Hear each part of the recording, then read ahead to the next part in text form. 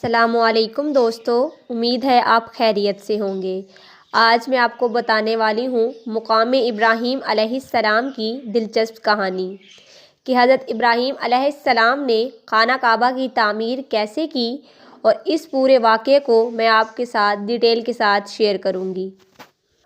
جب حضرت ابراہیم علیہ السلام کو اللہ تعالیٰ کا حکم ہوا کہ خانہ کعبہ کی تعمیر کرے، تو حضرت ابراہیم علیہ السلام نے اللہ تعالیٰ کے حکم سے خانہ کعبہ کی تعمیر شروع کر دی۔ تعمیر کرتے کرتے جب خانہ کعبہ کی دیواریں حضرت ابراہیم علیہ السلام کے سر سے اونچی ہو گئیں اور آپ کے لیے مزید پتھر لگانا مشکل ہو گیا، تو اس وقت حضرت ابراہیم علیہ السلام کے ایک معجزے کا نزول ہوا، جو کہ ایک پتھر کی شکل میں تھا، جس کو مقام ابراہیم کہا جاتا ہے۔ یہ ایک مقدس پتھر ہے جو کعبہ معظمہ سے چند گز کی دوری پر رکھا ہوا ہے۔ یہ وہی پتھر ہے کہ جب حضرت ابراہیم علیہ السلام خانہ کعبہ کی تعمیر فرما رہے تھے اور جب دیواریں سر سے اونچی ہو گئیں، تو اس پتھر پر کھڑے ہو کر آپ علیہ السلام نے کعبہ معظمہ کی دیواروں کو مکمل فرمایا۔ یہ آپ علیہ السلام کا ایک معجزہ تھا۔ یہ پتھر موم کی طرح نرم ہو گیا اور آپ علیہ السلام کے دونوں مقدس قدموں کا اس پتھر پر گہرا نشان پڑ گیا۔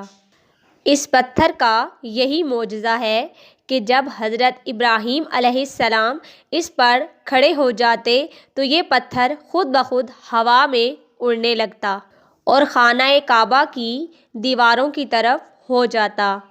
اس طرح حضرت ابراہیم علیہ السلام آسانی کے ساتھ مزید پتھر لگاتے جاتے اور خانہ کعبہ کی تعمیر فرماتے جاتے۔ آپ علیہ السلام کے قدموں کے مبارک نشان کی بدولت اس پتھر کی فضیلت اور عظمت میں اس طرح چاند لگ گئے کہ اللہ تعالیٰ نے اپنی کتاب قرآن مجید میں 2 جگہ اس کی عظمت کا خطبہ ارشاد فرمایا۔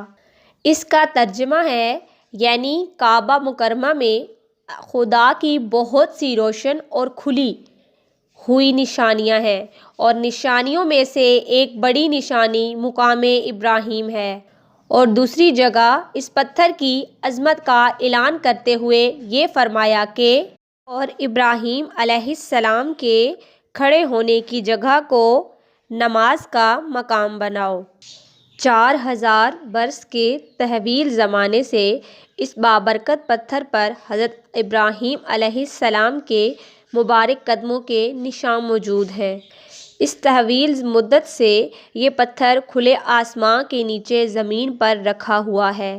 اس پر 4000 برساتیں گزر گئیں، ہزاروں آندھیوں کے جھونکے اس سے ٹکرائے۔